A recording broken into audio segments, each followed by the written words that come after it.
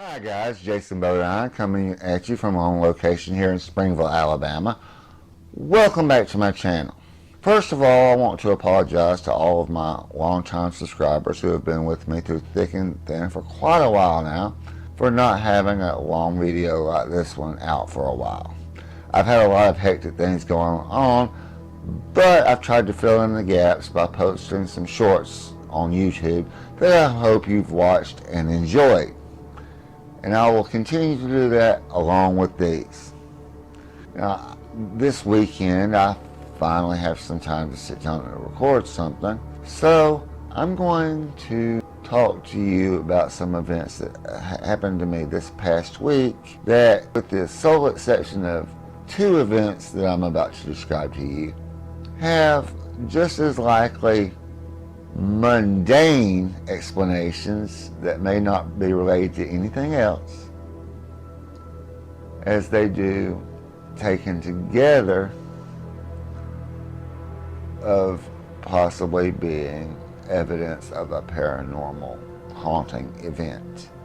But before I get into things that happened this past week that lead me to suspect that I may be being haunted, there are 6 things that you need to know about me and my situation if you don't already know them from watching past videos, because these are pertinent to both mundane explanations and the possible paranormal one. Number 1 is that I am a happily single man who wants to start a family and become a single father by hiring a surrogate. 2 is that a good chunk of my family are conservative Christians who are not necessarily on board with this idea. The 3rd thing you need to know is that my cousin Neil passed away almost 3 years ago. It will be 3 years on December 10th, under tragic circumstances, and I don't have anything to remember him by. 4 is that I keep fish as a hobby and have 4 aquariums currently set up. 5 is that I have been working to save money towards my family goal and towards other goals that I have as well. And 6 is that while I am not prone to immediately jumping to paranormal explanations for things, I am no stranger to paranormal phenomena. I know that they exist.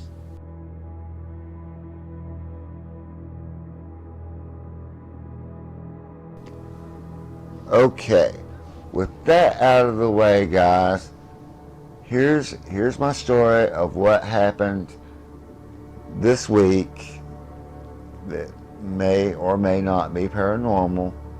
I'm going to let you be the judge.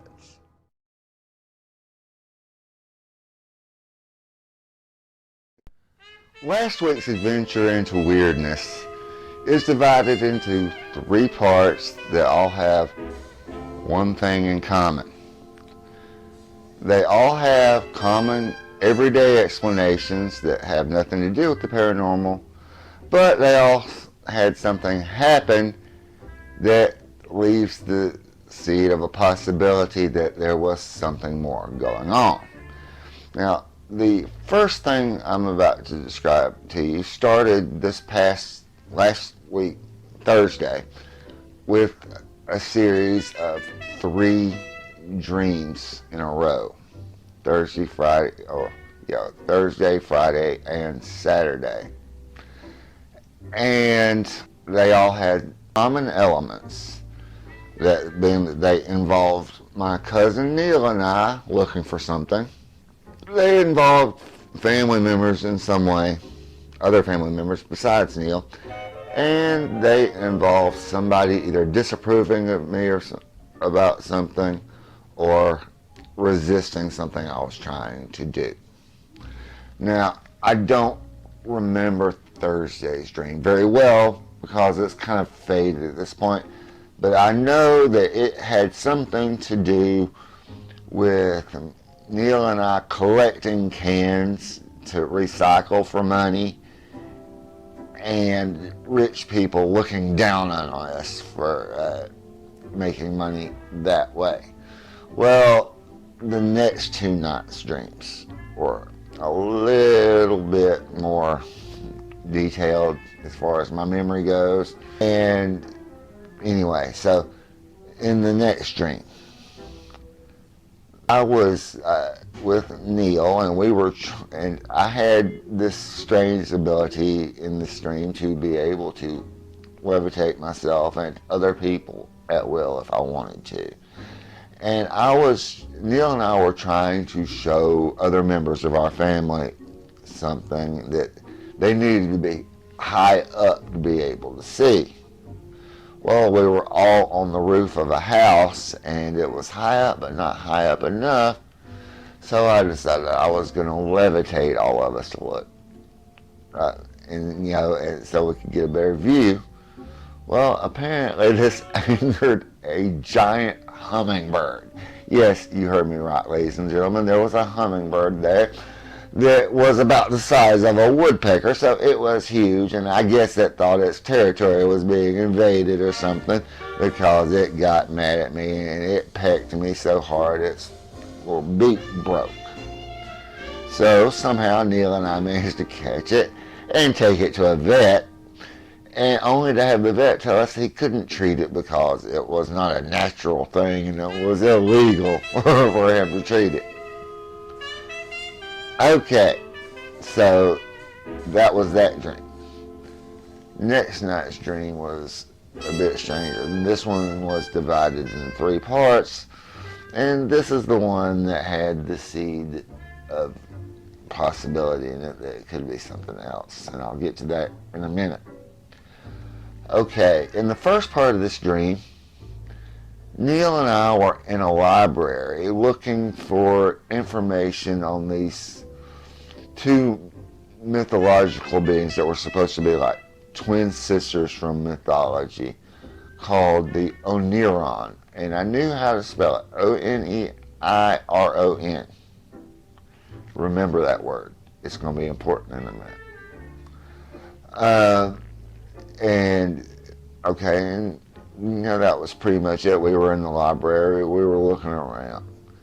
In the next part of the dream, this time it was me and my brother Nate, and we were in a room that was supposed to be my cousin Neil's old bedroom, which I'm currently sitting in the real version, but this was supposed to be this place, but it was not in this room in real.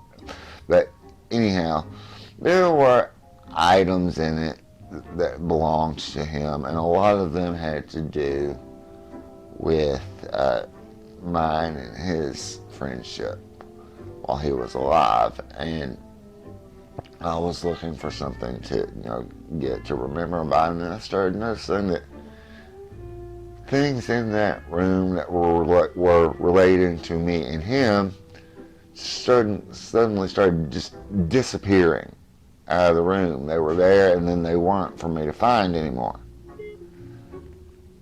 And then there was the third part of the dream. In this one, I was in an office building after hours, and I wasn't supposed to be there, and there were 2 entities there who were twin sisters, apparently, and they were dressed like Little Red Riding Hood, except for their hoods were white instead of red. And one of them was working with me, and the other one was apparently working against me. And I think that these were spirits of some sort in the dream. Anyhow, the one working with me had the ability to possess electronic objects somehow, for some reason. And I had with me a USB drive or something that belonged to my brother Nate.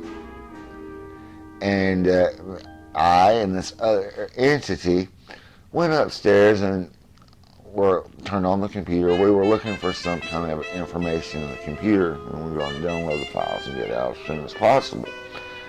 And this entity possessed the thing, and I put it in, and it went into the computer. Well, as soon as it went into the computer, the little prong that connects the drive to the computer broke, and it was kind of funny. I got a little bit flustered with this spirit. I was like, this is the second one you've broken like that. Nate's not going to be happy. Well, we get whatever we need, and we start trying to sneak out the back door, and that's when the one that's working against me comes into play. You get out there, and the first thing I noticed is that somehow that door has been locked from the outside. I can't get out. So I go to try to call somebody to come and unlock the door for me so I can get out. Only to notice that several things. First of all, the air has become so thick that I can't move through it. It's offering resistance. I can't move. And then I notice that the phone itself is messed up. I mean, it's not just frozen, because apparently I was trying to make calls and somebody was trying to call me at the same time, and it froze the phone. But because of the way the air was, the phone looked physically distorted.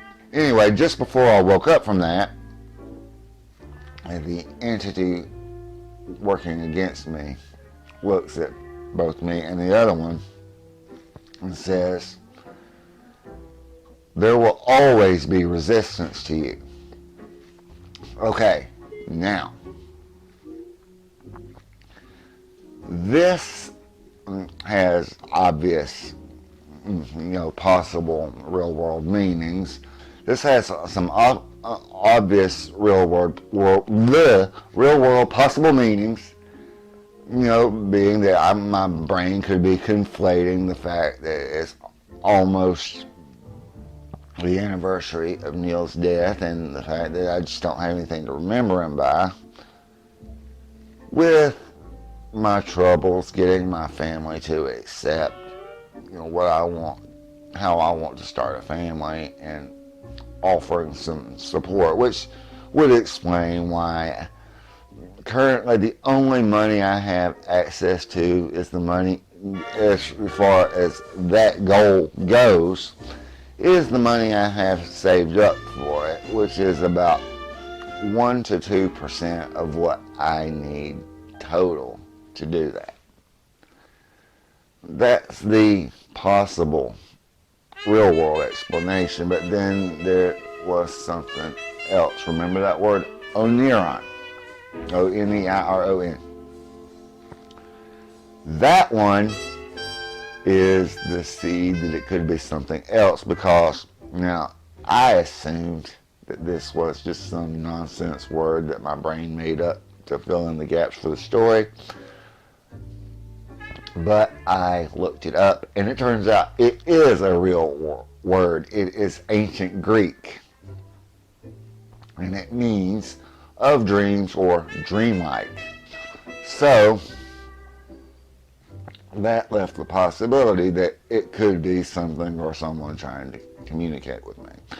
But that is not where this ends. In the next segment, we'll be discussing some physical things that began happening with my aquariums.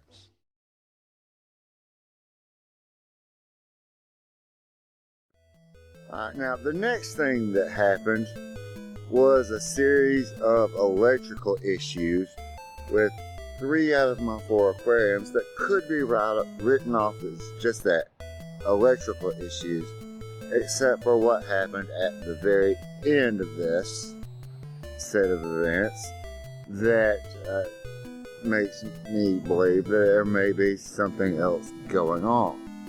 And this started on Saturday.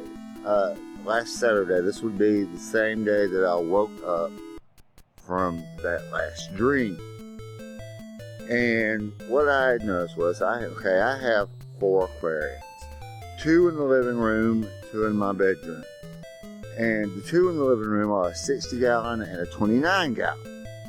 Well, all 4 tanks are on timers, and they are programmed to come on at 6 o'clock in the morning and turn off at 7 p.m.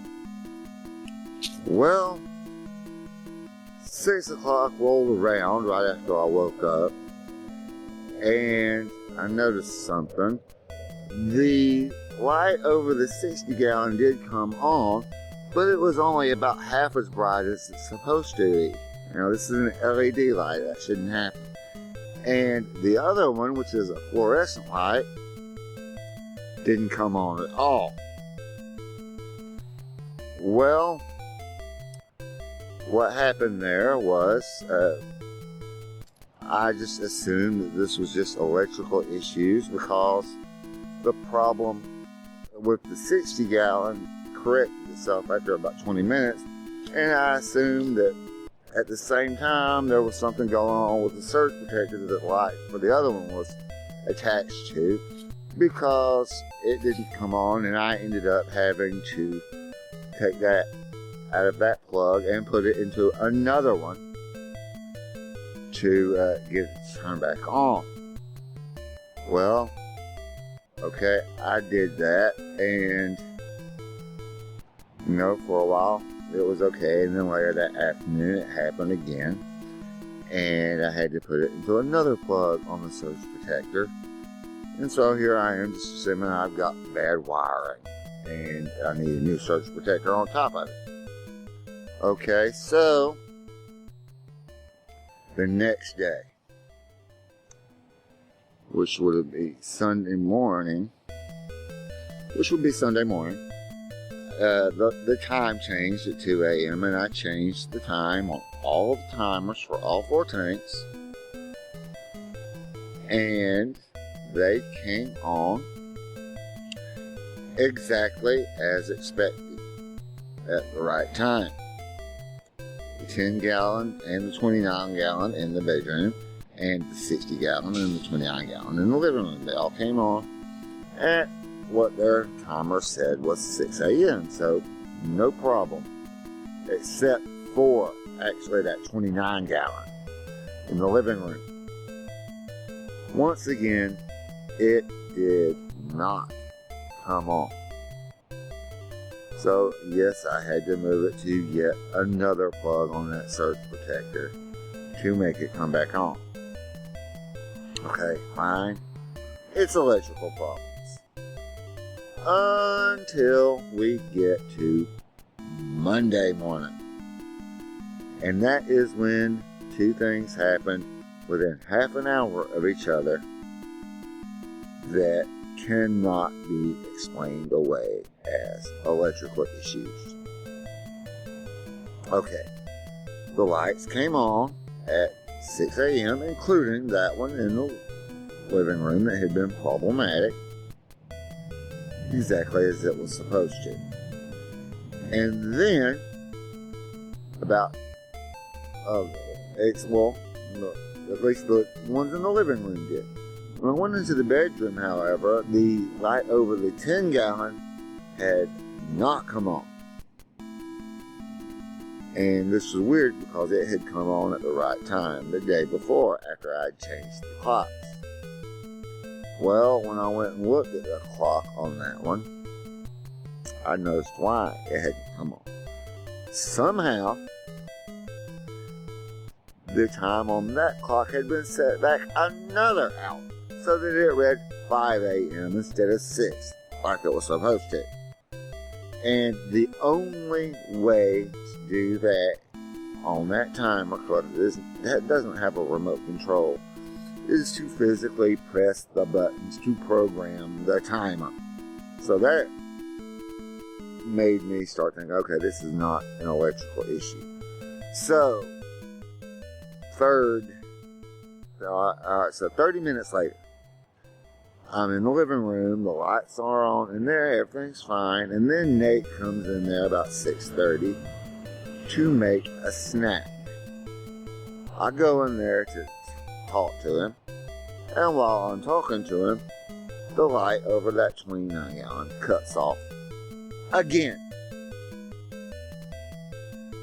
And this time, I'm thinking, okay, I just need to move it to another. So what I did was I unplugged it from that socket, put it into another one on the surge protector. It did, this time, however, no dice.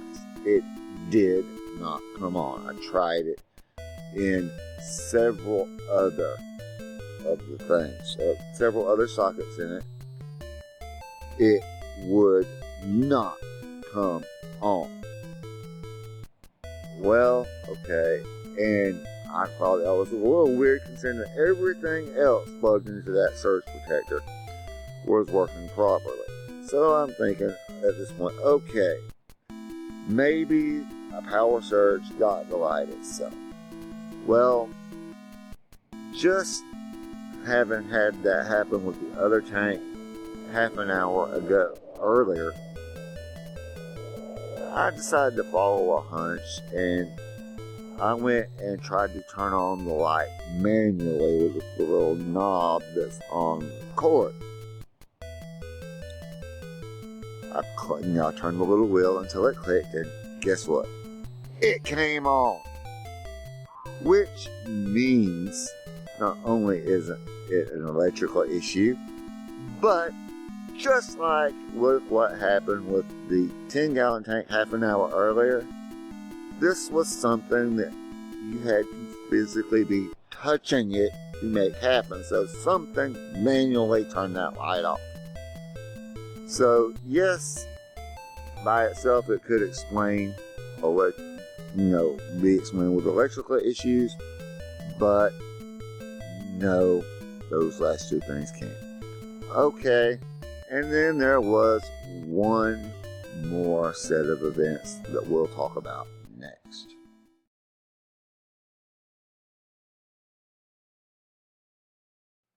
The final item on this list is one that wouldn't even be worth mentioning were it not for its close proximity to all the other things and its eerie similarity to what happened with the Aquarium lights. Only this time it happened in my car with the radio. Now, nothing much happened on Tuesday, and I thought that it was over with. But then Wednesday rolled around and proved me wrong. I had gone to Lowe's to look for a part for my mother's sink, and I couldn't find it, and I was leaving and decided I was hungry, and I was going to stop at Jack's in the drive-thru to get a bowl of French fries. Well, I wasn't really looking down at the radio much. I was paying attention to the road, and it wasn't until I got to the restaurant, which was just right down the road from Lowe's, and pulled into the drive-thru line that I looked down at the radio because I knew I was going to have to mute it or turn it off to order. Well, when I looked down at it, I noticed that the screen, the display on it, had gone completely blank. It was black, nothing on it. Well, I knew I was going to have to turn it off, or at least mute it. So I tried both the controls for it on the steering wheel and on the radio itself. First I tried pushing the mute buttons and the volume up, volume down, all that stuff. And the radio, which was still playing, by the way, the music was still going, would not respond to anything on the steering wheel. So I thought, okay, I'm going to try it with the knobs and buttons on the radio. So I tried to turn the knob to turn it down. It wouldn't. I tried to push the knob in to turn it off. Would not turn off. And I tried the tuning knob to try to change radio stations. Nothing happened. All the controls completely dead.